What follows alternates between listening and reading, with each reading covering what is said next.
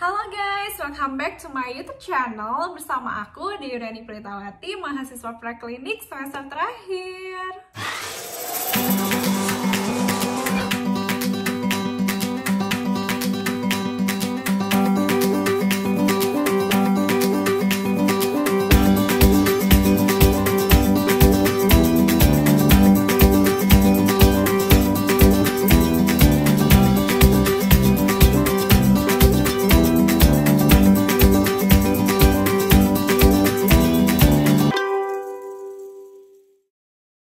Halo guys, buat teman-teman yang baru datang di channel aku, selamat datang.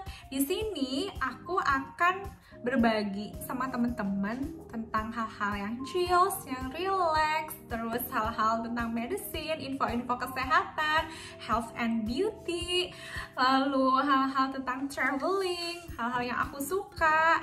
Dan kalau misalnya teman-teman tertarik, boleh banget untuk subscribe and turn notification on di loncengnya supaya teman-teman bisa dapat pemberitahuan tiap kali aku upload video terbaru. Nah, kali ini aku mau berbagi sama teman-teman, kita sharing nih bareng-bareng, belajar bareng-bareng tentang lesi spesifik yang ada di kulit. Nah, pasti bingung apa aja. Nah, kita mulai dari sekarang yuk. Nah, sebelum kita masuk ke apa aja lesi spesifik yang ada di kulit, kita harus tahu dulu nih guys, apa itu lesi. Nah, jadi lesi ini merupakan suatu istilah ya dalam ilmu medis, bahwa lesi ini adalah suatu kondisi abnormalitasan suatu organ atau jaringan karena adanya trauma atau injury atau karena adanya penyakit autoimun. Nah, kali ini lesi yang akan kita bahas yaitu lesi yang ada di kulit, mengenai lesi spesifiknya. Ada 4 lesi spesifik yang ada di kulit. Yang pertama ada komedo, lalu yang kedua ada kanaliculi, yang ketiga ada telangiectasis, dan yang keempat ada milia. Nah, kalau misalnya teman-teman bingung, sabar sebentar. Kita mulai dengan pelan-pelan dan aku bakal coba untuk menyampaikan ke teman-teman dengan cara yang spesifik, detail, tapi nggak membingungkan. Jadi biar teman-teman juga bisa ngerti dan paham nih kalau misalnya di kulitnya ada sesuatu dan udah bisa mengidentifikasi ya. Oke, kita mulai dari yang pertama. Komedo. Nah, ini pasti teman-teman sering banget nih ya dengar-dengar tentang komedo. Nah, sebenarnya apa sih itu komedo, guys? Jadi, komedo itu dia merupakan sebuah akumulasi dari keratinosit yang telah mati atau lipid yang ada di kulit kita. Lipid itu lemak ya, guys ya. Dan dia itu untuk komedo dia ada terbagi dua guys, ada yang open komedo atau disebut juga dengan blackhead, atau yang closed komedon disebut juga dengan whitehead. Nah, kita bakal bahas mengenai yang open komedo. Nah, yang open komedo ini dia merupakan komedo di mana dia bagian pori-pori atau pore dari skinnya itu dia terbuka, sehingga bagian dari pilosebaceous unit yang menghasilkan lipid, terus di cairan dan juga akumulasi keratinosit dia terjadi di situ dengan adanya pori-pori yang terbuka ke atas. Nah, kalau di atas nih udah keluar dari kulit, kan kita banyak udara. Nah, udara-udara ini mengandung oksigen, maka dari itu dia bisa banget untuk mengalami oksidasi, teman-teman. Dengan adanya proses oksidasi pada lipid ini mengakibatkan lipidnya ini dia berubah nih penumpukannya.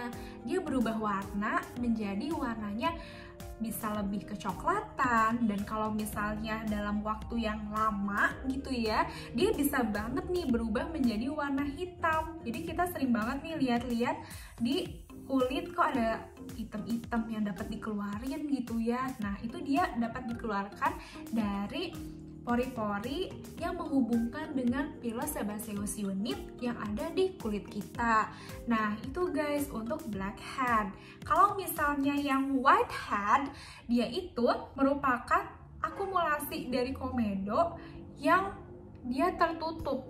Jadi ada lapisan jaringan kulit mati gitu dari keratinosit yang mati, terus juga ada tumpukan lipid, terus di situ dia terakumulasi tapi dia masih tertutup ini sama lapisan kulit di atasnya, sama epidermisnya.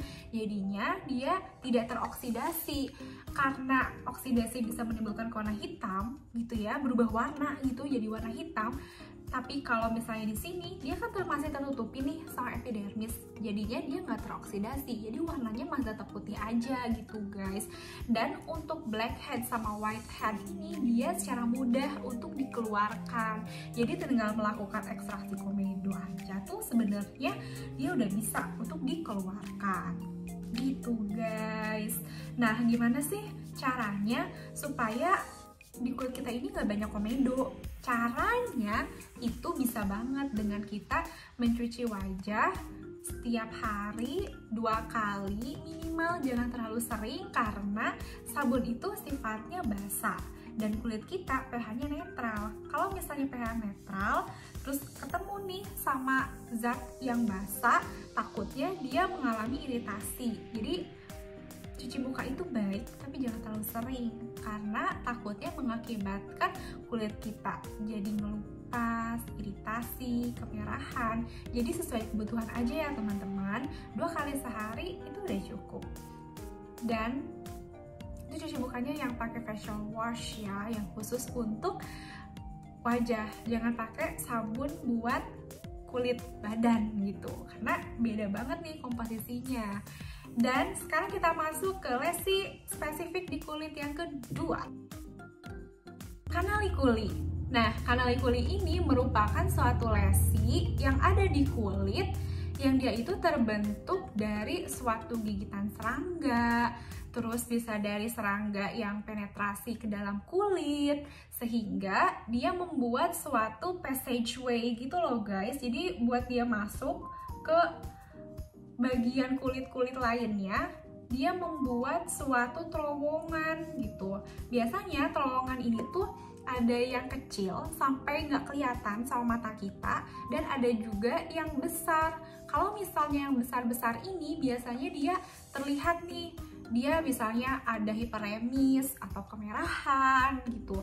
Terus kalau misalnya kecil-kecil, dia biasanya itu gatel, terus gak kerasa kalau misalnya ada gigitan-gigitan, tapi lebih ke arah gatel aja gitu guys yang utamanya untuk kanalikuli. Dan biasanya ini karena gigitan-gigitan serangga gitu. Selanjutnya yang ketiga, telangiektasis. Ini pasti teman-teman udah sering banget ya dengar tentang telangiektasis, pembuluh darah. Sebenarnya apa sih itu? Nah, jadi telangiektasis itu merupakan suatu kondisi di mana pembuluh darah di kulit nih di bagian dermis dia mengalami vasodilatasi. Apa itu vasodilatasi? Jadi gini, ini misalnya ada pembuluh darah, terus ini tuh lumennya gitu. Nah, ketika pembuluh darahnya mengalami vasodilatasi, dia bakal membesar. Nah, dari pembesaran ini, dia yang udah membesar, dia bisa sampai kelihatan nih ke permukaan kulit. Terus biasanya warnanya ada yang kemerahan dari segaris pembuluh darah itu. Terus ada juga yang warnanya agak kehijauan atau kebiruan dari telangiektasis ini. Biasanya pada orang-orang yang menggunakan kortikosteroid yang dalam bentuk topikal terlalu sering dioles ke kulit, terus mengakibatkan lapisan epidermisnya ini menipis, sehingga nantinya ini dia akan menstimulasi untuk vasodilatasi gitu guys dari pembuluh darahnya. Jadi pembuluh darahnya mengalami pelebaran, pembesaran, lalu terlihat deh jadi lebih kelihatan di sini. Dan sebenarnya untuk telangiektasis ini bisa ada treatmentnya khusus tersendiri ke dokter, gimana biar telangiektasis ini nggak kelihatan lagi gitu. Biasanya telangiektasis ini letaknya ada di bagian bukal, ada di kulit-kulit wajah di bagian pipi gitu di sini. Ada nggak ya? Sini aku nggak ada sih guys. Buat buat telangiectasis, tapi ini foto contoh telangiectasis tuh kayak gini. Nah, sekarang kita masuk lesi spesifik pada kulit yang keempat, yaitu milia, bukan milea ya, itu mah film. Nah, untuk milia ini dia merupakan suatu kondisi akumulasi dari keratinosit yang mengalami penebalan dan juga pengerasan, sehingga sulit banget untuk dikeluarkan. Biasanya untuk dikeluarkan ini memerlukan suatu tindakan, misalnya tindakan kauter gitu pada orang-orang yang mengalami milia-milia ini. Contoh milia tuh kayak gini guys. Nih, misalnya ada bintik-bintik putih gitu di sini. Nah, itu contoh dari milia. Nah, that's all guys tentang lesi spesifik yang ada di kulit kita. Kalau misalnya teman-teman penasaran tentang lesi-lesi yang ada di kulit lainnya, dan teman-teman penasaran juga tentang kesehatan-kesehatan kulit, boleh banget teman-teman subscribe channel ini and klik notification on supaya teman-teman bisa dapat info terbaru dan notifikasi kalau aku upload video. Kalau misalnya teman-teman ada request tentang video apa yang aku mau bahas di channel ini, boleh banget komen di bawah karena aku pasti baca. Dan see you in my next video guys, bye!